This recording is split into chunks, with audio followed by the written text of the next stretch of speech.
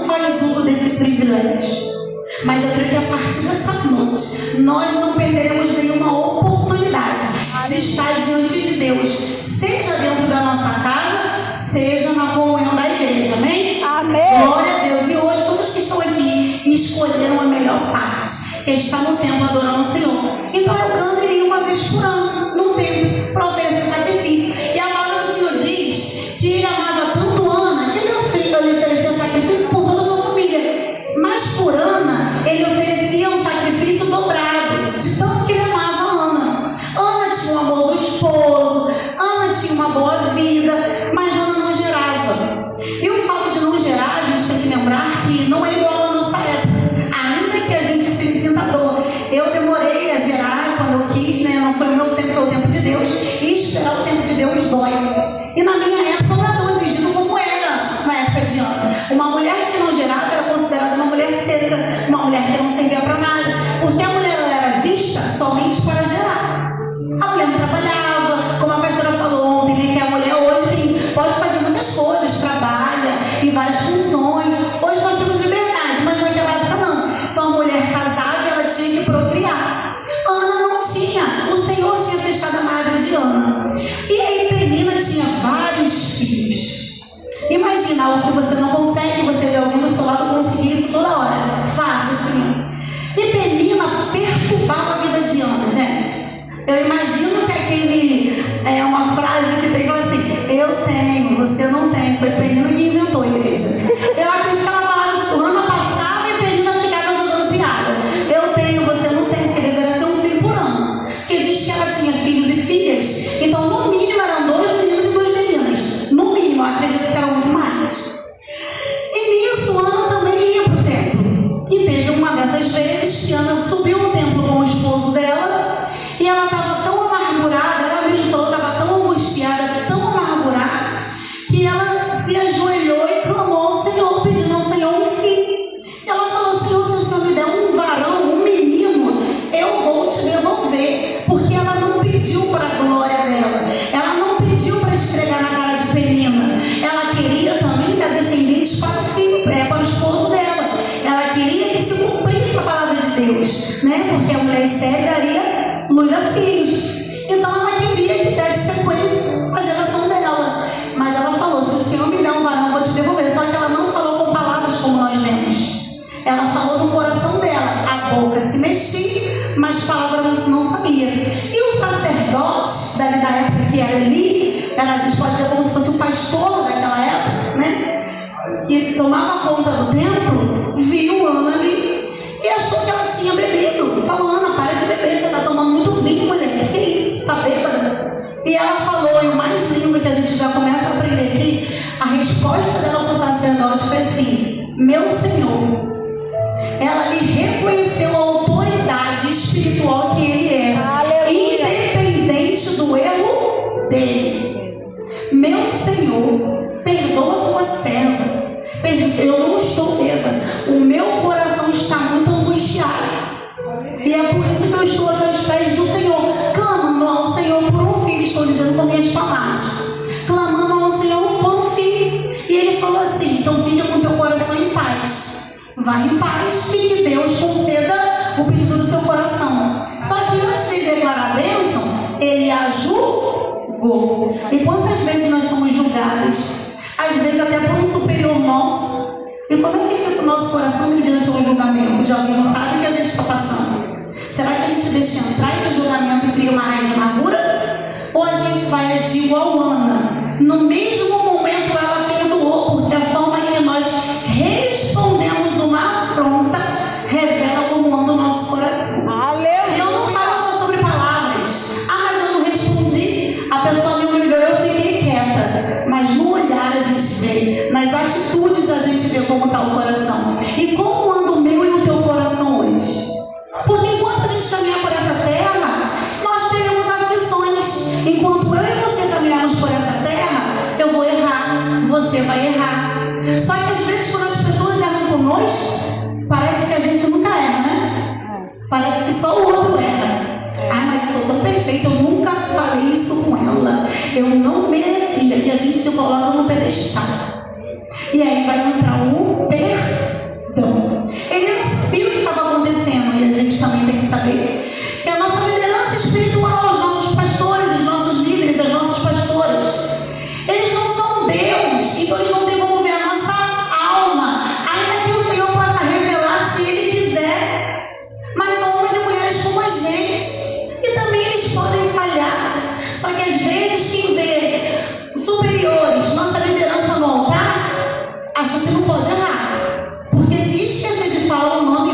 misericórdia, tem que ir para Berlinda. Mas eu sei que aqui não tem homens e mulheres desse jeito.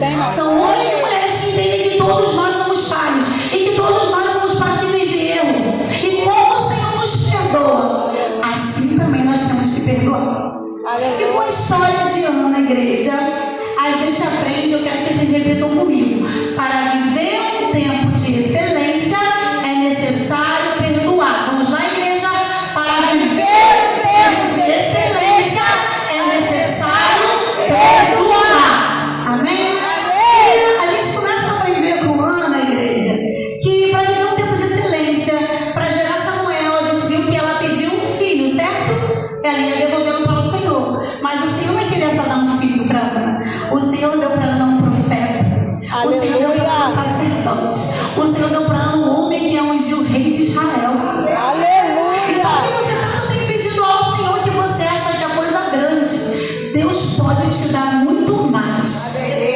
Mas a pergunta nessa noite do Senhor para mim e para você é: como anda o teu coração? Meu Deus. Ontem a palavra que a pastora trouxe para as nossas vidas foi sobre Ana, uma mulher de oração. Ela persistiu em oração, foi a porção que eu peguei. Ana persistiu em oração, que o tempo de excelência ele é vivido mediante a oração, certo? Mas a tua oração e os teus pedidos diante do Senhor é exatamente para quê? Para uma satisfação pessoal ou é para a glória de Deus? Meu Deus. O meu e o teu pedido ao Senhor nessa noite: eu quero meu marido liberto, eu quero meu filho nos pés do Senhor, eu quero uma cura, eu quero uma porta aberta. É para quê? É para a nossa satisfação pessoal ou é para a glória de Deus? Meu Deus. A palavra do Senhor diz que quer comarmos, quer comemos ou quer bebamos, façamos tudo para a glória de Deus. E Ana quis gerar para a glória de Deus. Mas antes de gerar, Ana teve que perdoar a Penina. Vocês estão com a Bíblia aberta aí, igreja? Glória a Deus. Ana teve que perdoar a Penina. Vou pedir que vocês leiam comigo. Eu gosto de ler a Bíblia, todo mundo junto comigo, para a gente passar nas Escrituras. No versículo 6, igreja, capítulo 1, versículo 6. Diz assim, ó: a sua rival a procurava excessivamente para irritar, porquanto o Senhor lhe havia cerrado a madre. A palavra do Senhor é bem clara quando diz que Penina era uma rival. E nós, como homens e mulheres de Deus, não podemos esquecer que teremos rivais, assim como Jesus também teve aqui nessa terra. E alguns rivais são externos. Penina aqui, ela representa conhecidos, pessoas próximas, porque a gente nunca vai ser atingido por alguém que a gente não conhece. Se eu chegar para um de vocês e falar que, deixa eu dar um exemplo aqui, a minha amiga Maria falou que você está muito gorda. Você não sabe nem quem é a Maria, não vai nem te atingir. Nós somos atingidos por pessoas que a gente conhece, quer seja próximas ou não, quer faça parte do nosso íntimo ou não. Então Penina aqui, ela se refere aos nossos conhecidos, seja parentes, seja vizinhos, amigos de trabalho. Penina, ela fala sobre esse tipo de pessoa, pessoas que nós teremos que perdoar. Às vezes é um vizinho, às vezes é um amigo do trabalho, um amigo da faculdade, às vezes é um amigo de escola lá do teu passado. Porque quando a gente fala de perdão, a gente não fala só do presente. Existem coisas que nós precisamos perdoar que está lá atrás. Tem 10, 20, 30 anos que o Senhor te resgatou, o Senhor nos salvou, o Senhor nos transformou, mas às vezes tem alguns carrapichos que precisam ainda serem arrancados. Aleluia. Amém? Glória a Deus. Igreja. Então que o Espírito Santo ele possa nos levar hoje, nessa noite. Que lugar é esse do passado?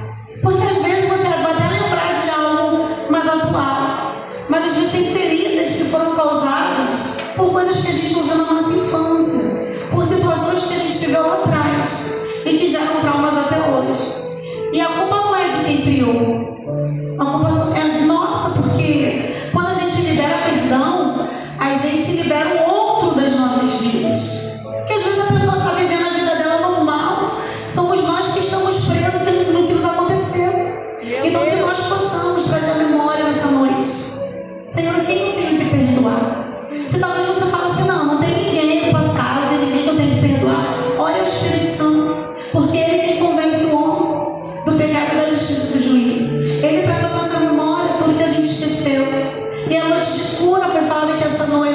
é noite de cura. E para vivermos um tempo de excelência, é necessário sermos homens e mulheres curadas em Deus, amém?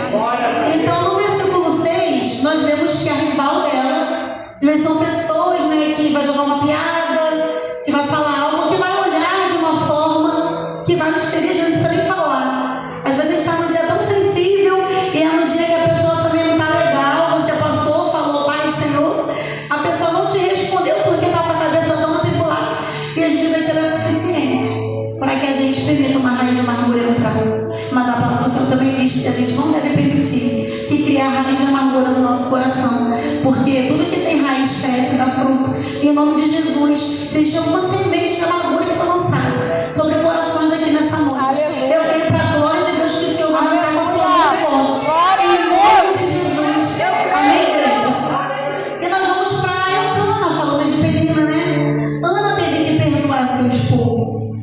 Já, mas ele amava, ele dava porção dobrada de sacrifício para ela. Por que Ana teve que perdoar? Porque até as pessoas que nos amam e que nós amamos também são passivos de erros, como nós, e podem também nos ferir. E não significa que essas pessoas não nos amam, que mentiram para nós quando disseram que nos amavam. Nós vamos ler no versículo 8, igreja. No versículo 8 diz assim: Então Eucana, seu marido, lhe disse: Ana, por que choras? E por que não comes? E por que estás de coração triste? Eu não te sou melhor que 10 filhos. Às vezes, quando a gente chega para desabafar com alguém, a gente quer só um abraço, né? A gente às vezes não quer nem ouvir nada. A gente está tão triste, a gente está tão fragilizado que qualquer coisa que essa pessoa falar pode nos ferir. E eu estava conversando com a minha tia, que assim, ó, então, estou acima do peso, eu quero emagrecer, né, gente? Aí quando eu chego para mim e falo assim, poxa, eu estou me sentindo tão acima do peso, eu não quero que a pessoa fale assim para mim, é só fechar a boca. Ah, eu já sei, gente, disso. Eu só estou desabafando. Ah, mas você está assim porque você quer. Eu sei disso, mas não é triste ouvir? É isso que eu quero ouvir? Se eu não tiver com o meu coração firme no Senhor, eu posso sair dessa conversa extremamente magoada. Poxa, a pessoa nem me entende. Poxa, em vez de me dar uma força, tá me botando mais para baixo. Não é nem boca de Deus nessa terra. E eu estou dando exemplo de uma coisa simples. Isso pode acontecer, você pode estar passando um problema no seu casamento, um problema no ministério, ou você está em dúvida de alguma decisão que você tem que tomar na sua vida. E aqui, gente, Eucana, que é o esposo dela, o Senhor me falou que ele representa a família. Seja seu esposo, sua esposa, seu pai, sua mãe, seu filho, um primo que é muito próximo. E às vezes a gente é ferido por essas pessoas, que a gente até se sente amada, mas que por algum momento, como qualquer ser humano normal, que é passivo de erros, pode falar uma palavra que a gente não esperava, ou pode ter uma atitude que a gente não esperava. Às vezes é um aniversário seu, que não deu para a pessoa ir, e aí tem gente que leva para o coração, acha que é pessoal, e guarda aquela mágoa pro resto da vida. Meu Deus. Tem um primo meu, gente, que é uma prima nossa, fez aniversário. Só que assim, não deu para ela chamar. A gente sabe, gente, acho que todo mundo aqui é consciente, sabe que tudo está muito caro, né, gente? Então você fazer um bolo para 10 pessoas não é o mesmo preço que você fazer para 8. Ah, já é só cortar fininho, é só cortar com cortador de queijo, né, que dá para todo mundo. Não, igreja, mas a gente quer servir direitinho. Então, às vezes, você vai chamar os 8 mais próximos, né? Como Jesus. Jesus tinha uma multidão, tinha 12, como a pastora falou, mas tinha momento, irmãos, que eram só 3, Pedro, Tiago e João. Tinha momento que era só João. Então, tem momento que dos 12 mais próximos, a gente só vai poder chamar mais 3. Só que de 12 tirando 3, sobra quanto? Ih, gente, 9! Sobram 9 pessoas que ficaram de fora. E como é que está o coração dessas 9? Vai ter momentos que nós estaremos entre os 3. Mas vai ter momento que nós estaremos entre os outros 9. Meu Deus! E não é o lugar que a gente está, é como está o nosso coração. Nos momentos que o Senhor chamou Pedro, Tiago e João, os outros 9 não deixaram de ser discípulos. Meu Deus. Eles continuaram seguindo a Jesus. Continuaram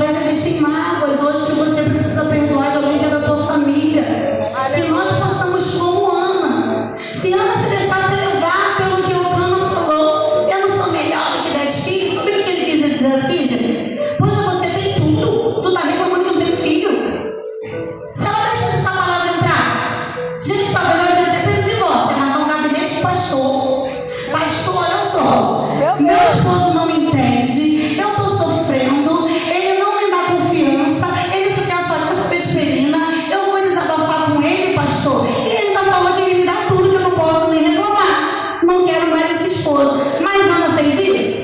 Não, porque era ela e Deus. Ana sabia que o que ela queria não vinha de Eucana, vinha do Senhor. Era através de Eucana, mas vinha do Senhor.